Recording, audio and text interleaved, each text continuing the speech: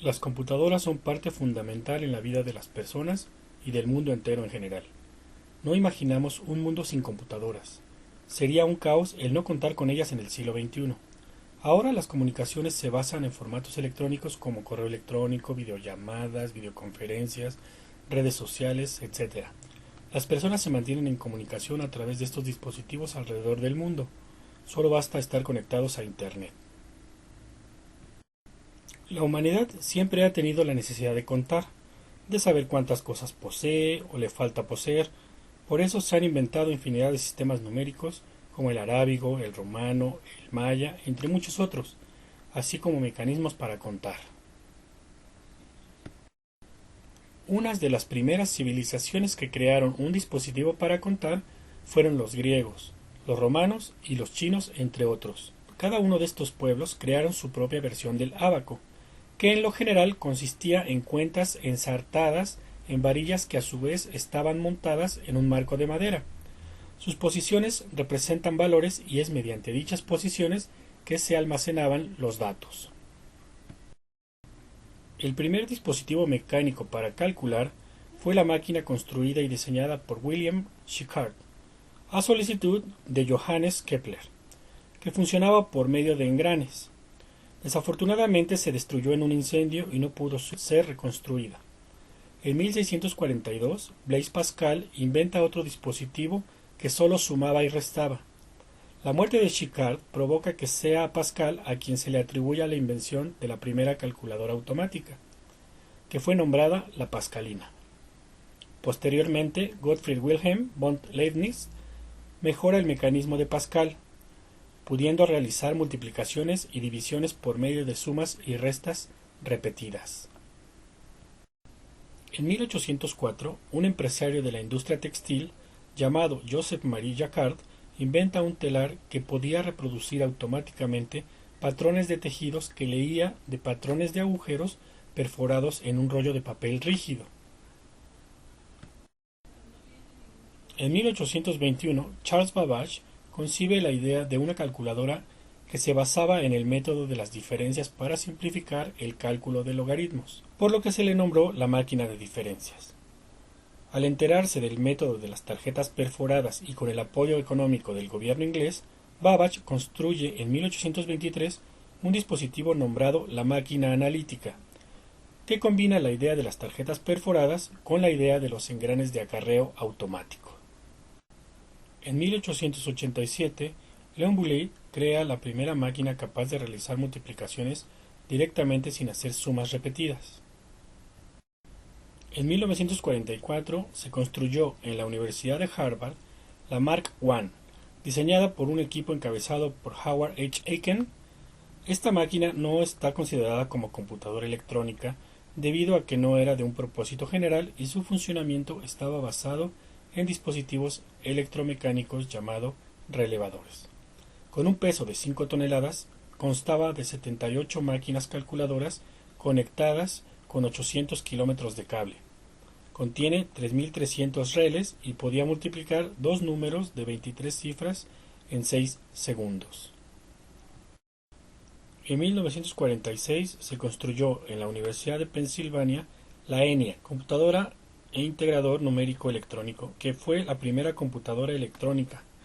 El equipo de diseño lo encabezaron los ingenieros John Mauchly y John Eckert. Esta máquina ocupaba todo un sótano de la universidad. Tenía más de 17.468 tubos de vacío. Consumía 160 kilowatts de energía eléctrica. Requería todo un sistema de aire acondicionado y era capaz de realizar cerca de 5.000 sumas y 300 multiplicaciones por segundo.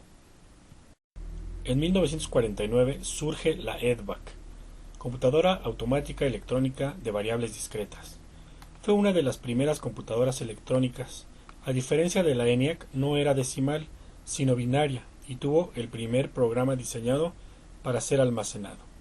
Este diseño se convirtió en el estándar de arquitectura para la mayoría de las computadoras modernas. El diseño de la EDVAC fue desarrollado aún antes de que la ENIAC fuera puesta en marcha, y tenía la intención de resolver muchos de los problemas encontrados en el diseño de la ENIAC. Así como la ENIAC, la EDVAC fue construida por el Laboratorio de Investigaciones de Balística de Estados Unidos de la Universidad de Pensilvania. Poseía físicamente casi 6.000 tubos de vacío, consumía 56 kilowatts de potencia.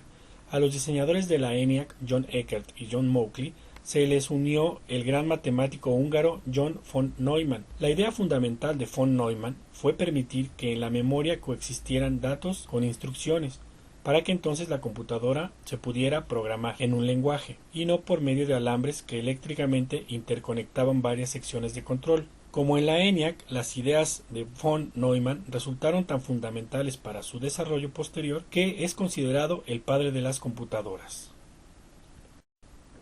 Todo este desarrollo de las computadoras suele dividirse por generaciones, y el criterio que se utilizó para determinar el cambio de generación no está muy bien definido, pero resulta aparente que deben cumplirse al menos los siguientes criterios: la forma en que están construidas y la manera en que el ser humano se comunica con ella. Es por eso que vamos a explicar a continuación 5 de estas generaciones. Primera generación.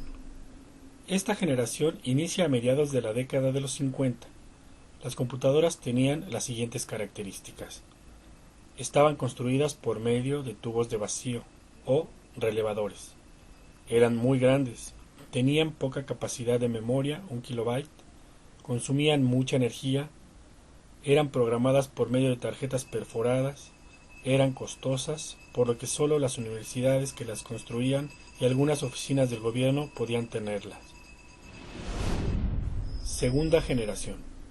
Esta generación comenzó a partir del año 1956, finalizando el año 1964.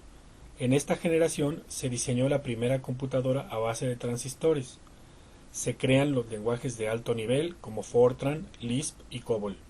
Se incluyeron memorias de ferrita, lo que influyó en la reducción en el tamaño. Las computadoras de esta generación tenían las siguientes características. Estaban construidas por medio de transistores, se redujo su tamaño, creció su capacidad de memoria, consumían menos energía en comparación con las de la generación anterior, eran programadas con tarjetas perforadas y también con lenguajes de alto nivel, eran menos costosas en comparación con las de la generación anterior. Tercera generación. Esta generación empezó en el año de 1964 con la aparición de la IBM 360. Esta computadora causó gran alboroto, lo que propició que se fabricaran más de 30.000. En ese mismo año la CDC lanza su supercomputadora CDC 6600, que fue considerada como la más poderosa de su época. En esta generación aparece el circuito integrado. Proliferan los lenguajes de alto nivel y se crean los primeros programas que facilitan el control y la comunicación entre el usuario y la máquina y que son conocidos como sistemas operativos. Se empiezan a utilizar medios magnéticos para almacenar información como cintas, discos rígidos, entre otros. Las características de las computadoras de esta generación eran las siguientes. Estaban construidas por medio de circuitos integrados. Se redujo aún más su tamaño. Creció todavía más su capacidad de memoria. Consumían mucho menos energía en comparación con las de la generación anterior. Eran programadas con lenguajes de alto nivel como Fortran y Lisp. Eran mucho menos costosas en comparación con las de la generación anterior. Utilizaban sistemas operativos y disponían de unidades magnéticas de almacenamiento.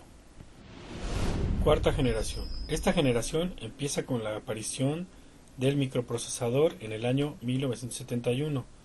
Intel Corporation presenta el primer microprocesador 4004 que en una superficie de 4 por 5 milímetros contenía 2250 transistores, lo que propició la aparición de las microcomputadoras y las computadoras personales. Se logra la estandarización de los sistemas operativos y aparece el MS-2 de Microsoft, Disk Operating System, creado por Gary Kildall y William Gates. En 1976, Steve Wozniak y Steve Jobs inventan la primera microcomputadora de uso masivo y más tarde forman la compañía conocida como Apple, que fue la segunda compañía más grande del mundo, antecedida tan solo por la IBM. Las máquinas de esta generación tenían las siguientes características. Estaban construidas por medio de microprocesadores. Se crean las microcomputadoras y computadoras personales. Creció todavía más su capacidad de memoria, consumían mucho menos energía en comparación con las de las generaciones anteriores, eran programadas con lenguajes de alto nivel, eran mucho menos costosas en comparación con las de la generación anterior, utilizan sistemas operativos mucho más avanzados que los de las generaciones anteriores y disponen de unidades magnéticas de almacenamiento. Quinta generación. Esta generación inicia a mediados de los años 80 con la utilización de 2 o más microprocesadores en un solo equipo trabajando en paralelo. Son capaces de reconocer imágenes y voz, pueden reconocer el lenguaje natural, son capaces de utilizar inteligencia artificial y sistemas expertos. Los dispositivos de almacenamiento se sustituyen por dispositivos magnético-ópticos que pueden almacenar varias decenas de gigabytes. Los expertos no se han puesto de acuerdo si ya ha terminado la quinta y empezado la sexta generación, debido a que no se ha podido concretar hasta el momento, año 2013, el proyecto japonés de inteligencia artificial. A las computadoras modernas se les han incorporado procesadores basados en arquitecturas combinadas, paralelo vectorial, que están compuestos por cientos de microprocesadores, los cuales pueden realizar 1.000.000 de millones de operaciones aritméticas en un segundo. En tan solo 50 años, las computadoras han ocupado la mayoría de las labores del hombre. Hoy en día es imposible imaginar alguna actividad donde no intervengan las computadoras. El bajo costo que ahora tienen las han puesto al alcance de la mayoría de las personas e instituciones. Con las nuevas tecnologías en comunicación es muy sencillo estar conectado a la red de redes llamada Internet, haciendo de la computadora un recurso indispensable en la vida